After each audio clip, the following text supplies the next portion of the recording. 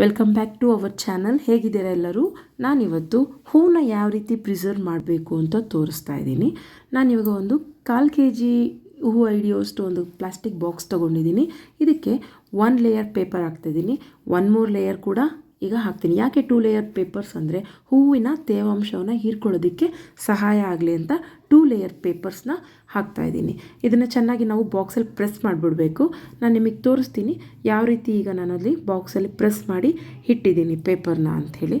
ನೋಡಿ ಈ ರೀತಿ. ಈಗ ನೆಕ್ಸ್ಟ್ ನಾವು ಹೂವನ್ನು ಹಾಕ್ತೀವಿ. ನಾವು ಲೇಡೀಸ್ ಯಾಕೆ ಈ ಥರ ಪ್ರಿಸರ್ವ್ ಮಾಡಿ ಇಟ್ಕೊತೀವಿ ಅಂದರೆ ಬೆಳಗ್ಗೆ 5 ಗಂಟೆ 4 ಗಂಟೆ ಪೂಜೆ ಮಾಡಬೇಕಲ್ಲ, ಆ ಟೈಮಲ್ಲಿ ಹೊರಗಡೆ ಹೋಗಿ ತರೋದಕ್ಕಾಗೋದಿಲ್ಲ. ಮತ್ತು ಒಂದ್ಸಲ ತಂದಿಟ್ಕೊಂಡ್ರೆ ಟೈಮ್ ಕೂಡ ಸೇವ್ ಆಗುತ್ತೆ. ಹಾಗೆ ಫ್ರೆಶ್ ಎವ್ರಿಡೇ ಫ್ರೆಶ್ ಹೂಗಳು ನಮಗೆ ಸಿಗುತ್ತೆ ಅನ್ನೋ ಇದರಿಂದ ತಂದಿಟ್ಕೊಂಡಿರ್ತೀವಿ.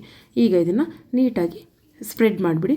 ನೆಕ್ಸ್ಟ್ ಇದ್ರ ಮೇಲೆ ಕೂಡ ನಾನೊಂದು ಪೇಪರ್ ಹಾಕ್ತಾಯಿದ್ದೀನಿ. ಬಿಕಾಸ್ ಬಾಕ್ಸ್ನ ನಾವು ಯಾವಾಗೆಲ್ಲ ತೆಗೆದಾಗ ಕ್ಯಾಪಲ್ಲಿ ಕೂಡ ನೀರಿನ ಅಂಶ ಇರುತ್ತೆ.